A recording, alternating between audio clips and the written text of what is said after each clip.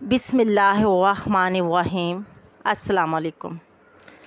حضرت لوط علیہ السلام نے اپنے چچا حضرت ابراہیم علیہ السلام کے ساتھ عراق سے ہجرت کی اور کچھ عرصے تک شام، فلسطین اور مصر میں حضرت ابراہیم علیہ السلام کے ساتھ ہی دعوت اور تبلیغ کا کام کرتے رہے۔ پھر اللہ تعالیٰ نے انہیں پیغمبری کے منصب سے سرفراز کیا اور وہ قوم سدوم کی اصلاح پر مامور کیے گئے۔ قوم سدوم کے علاقے میں پانی کی فراوانی تھی، وہاں کی زمین بہت زرخیز تھی، کھیتی باڑی بھی خوب ہوتی تھی، ہر قسم کے پھل، سبزیوں اور باغات کی کثرت تھی۔ یہاں کے باشندے بہت خوشحال زندگی گزار رہے تھے، انہیں زندگی کی ہر آسائش میسر تھی۔ یہی وجہ تھی کہ نعمتوں کی فراوانی کی وجہ سے وہ قادر مطلق اللہ تعالیٰ کو بھلا بیٹھے، تکبر سے ان کی گردن اکڑ گئی۔ تمام مخلوق کے لیے پیدا کیے گئے وسائل کو وہ اپنی ملکیت سمجھنے لگے اور اس پر اپنا حق جتانے لگے۔ دوسرے علاقوں کے لوگ جب سدوم آتے تو اہل سدوم ان کو ناپسندیدہ افراد قرار دے کر انہیں تکلیف دیتے تھے اور ان کا مال و اسباب بھی لوٹ لیتے تھے۔ انہیں سدوم کے اندر ہر طرح کی برائیاں جمع ہو گئی تھیں۔ نفسانی خواہشات کی تکمیل کے لیے بدفعلی قوم سدوم کا معمول بن گیا تھا، خباثت اور بے حیائی عام ہو گئی تھی۔ ان کے معاشرے میں حیا سوز حرکتیں گھر گھر پھیل گئی تھیں۔ ان کی سرکشی اور نافرمانی کا یہ عالم تھا کہ وہ بھری محفلوں میں ناپسندیدہ عمل کر کے بجائے شرمندگی کے خوش ہوتے تھے۔ قوم سدوم نے شیطان، جو کہ ایک نوعمر لڑکے کے بھیس میں ان کے پاس آیا تھا، کی ایما پر ایک ایسا گناہ ایجاد کیا جس کا اولاد آدم میں اس سے پہلے کبھی تصور بھی نہ تھا۔ یہی وہ وقت تھا کہ جب اللہ تعالیٰ نے حضرت لوط علیہ السلام کو اس قوم کی اصلاح کے لیے نبی بنا کر بھیجا، جیسا کہ قرآن مجید میں ارشاد ہوتا ہے، اور لوط علیہ السلام کو نبی بنا کر اور رسول بنا کر بھیجا گیا۔ جب انہوں نے اپنی قوم سے فرمایا، کیا تم ایسی بے حیائی کرتے ہو جو تم سے پہلے دنیا جہان میں کسی نے نہیں کی؟ بے شک تم مردوں کے پاس نفسانی خواہشات پوری کرنے آتے ہو اور عورتوں کو چھوڑ دیتے ہو، بلکہ تم حد سے بڑھنے والے لوگ ہو۔ سورۃ اعراف آیت نمبر 81۔ حضرت لوط علیہ السلام اپنی قوم کی بدفعلی کی عادت کی وجہ سے بڑے فکر مند رہتے تھے۔ آپ دن رات انہیں واعظ و نصیحت کرتے تھے کہ کیا تم اللہ کی نافرمانی سے نہیں ڈرتے؟ بے شک میں تمہارے لیے ایماندار رسول ہوں، تو تم اللہ کی نافرمانی سے ڈرو اور میری اطاعت کرو، اور میں تم سے اس تبلیغ پر کوئی اجر نہیں مانگتا، میرا اجر تو تمام جہانوں کے رب کے ذمہ ہے۔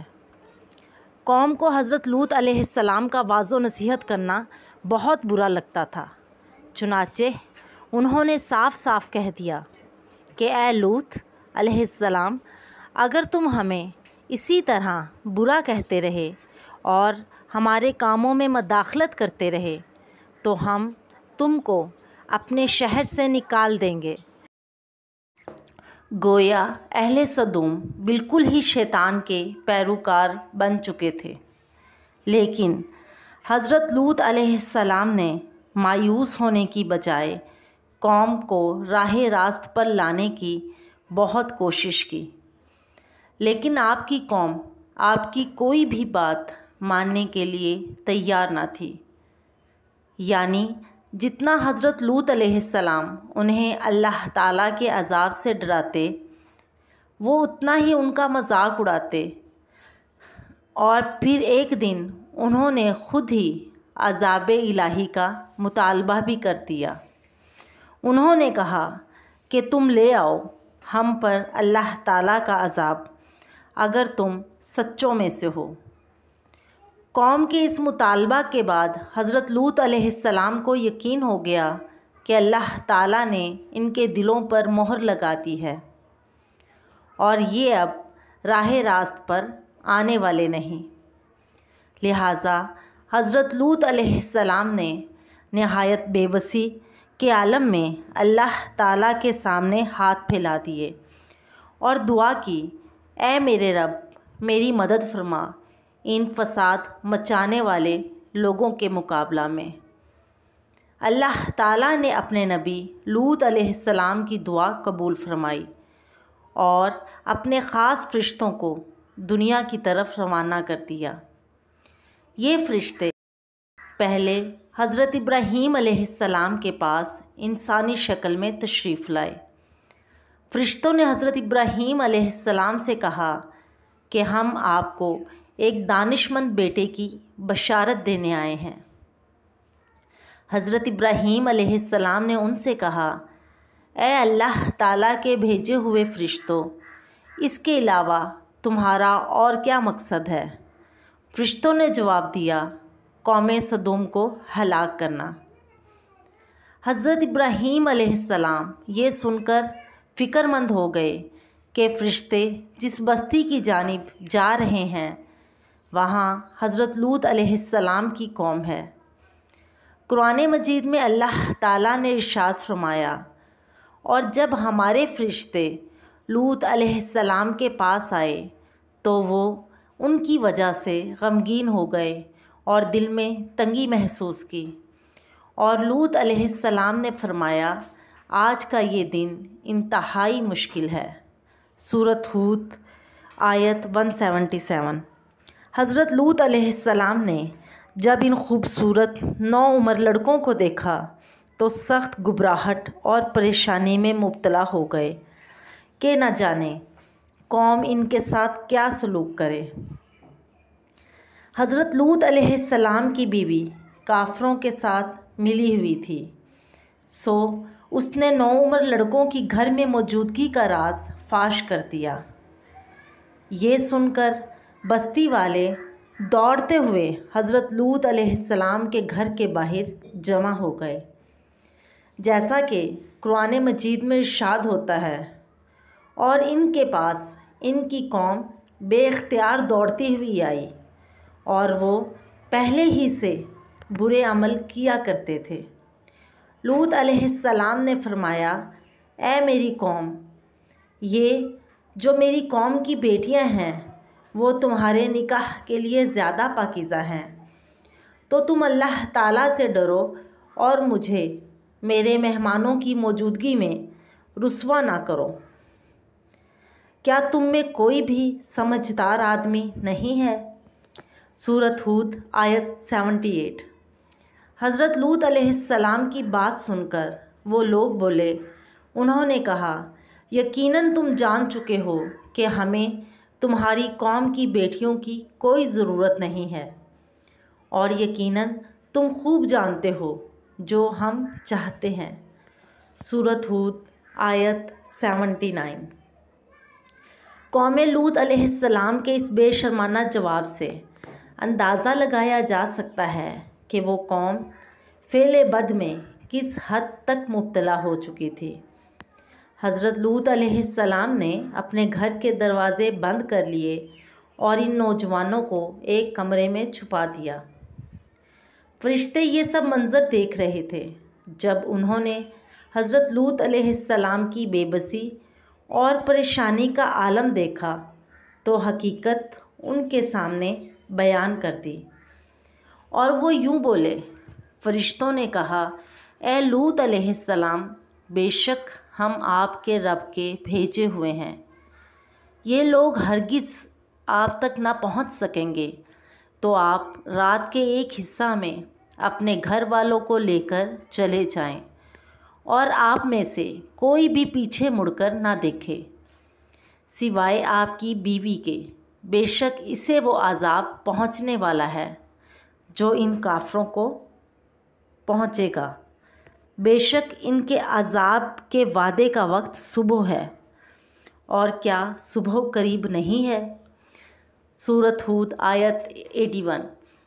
ابھی صبح کا آغاز ہی ہوا تھا کہ اللہ تعالیٰ کے حکم سے حضرت جبرائیل علیہ السلام نے بستی کو اپنے پر سے اکھیڑا اور پھر اپنے بازو پر رکھ کر آسمان پر چڑھ گئے، حتیٰ کہ آسمان والوں نے بستی کے کتوں کے بھونکنے اور مرغوں کے بولنے کی آوازیں بھی سنیں، اور پھر اس بستی کو زمین پر دے مارا، جس کے بعد ان پر پتھروں کی بارش ہوئی۔ ہر پتھر پر مرنے والے کا نام لکھا ہوا تھا۔ جب یہ پتھر ان کو لگتے تو ان کے سر پاش پاش ہو جاتے، جیسا کہ قرآن مجید میں ارشاد ہوتا ہے، پھر جب ہمارا حکم ہوا یعنی عذاب آ گیا تو ہم نے اس بستی کے اوپر والے حصہ کو نیچے کر دیا، اور ہم نے اس بستی پر برسائے پکی مٹی کے کنکریوں کے لگاتار پتھر، جن پر آپ کے رب کی طرف سے نشان لگے ہوئے تھے، اور وہ بستی ظالموں سے دور نہیں ہے۔ سورۃ ہود آیت 82-83۔ صبح سویرے شروع ہونے والا یہ عذاب اشراق تک پوری بستی کو نیست و نابود کر چکا تھا۔ اگر کوئی شخص بستی سے باہر تھا تو اسے وہ پتھر اسی جگہ جا لگا جہاں وہ تھا۔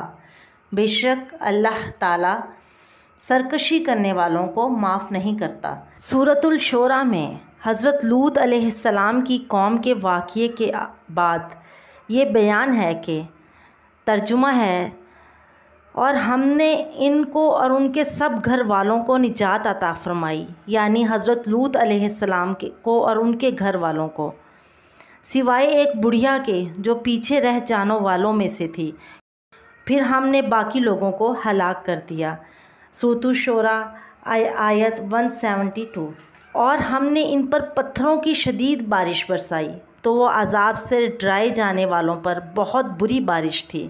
بے شک اس قصہ میں ضرور نشانی ہے، اور ان میں سے اکثر ایمان لانے والے نہیں تھے، اور بے شک آپ کا رب ہی بہت غالب نہایت رحم فرمانے والا ہے۔ سورۃ الشورى آیت 173-175۔ اگرچہ اس قصہ کو صدیاں بیت چکی ہیں، لیکن یہ واقعہ ہر متکبر اور سرکش انسان کے لیے آج بھی سامان عبرت ہے۔ ہمیں کبھی بھی تکبر اور غرور نہیں کرنا چاہیے، اور اللہ کی سرکشی سے بچنا چاہیے۔ تاریخ گواہ ہے کہ اللہ تعالیٰ کے راستے سے روگردانی اور سرکشی کرنے والوں کا انجام ہمیشہ برا ہوا ہے۔ بڑائی صرف اللہ تعالیٰ کے لیے ہے۔ انسان تو خاک سے بنا ہے اور خاک ہو جائے گا، تو غرور کس بات کا، سرکشی کس چیز کی؟ ہم آج اپنے معاشرے پہ نظر ڈالیں تو قوم لوط کی برائی آج جگہ جگہ موجود پائی جاتی ہے۔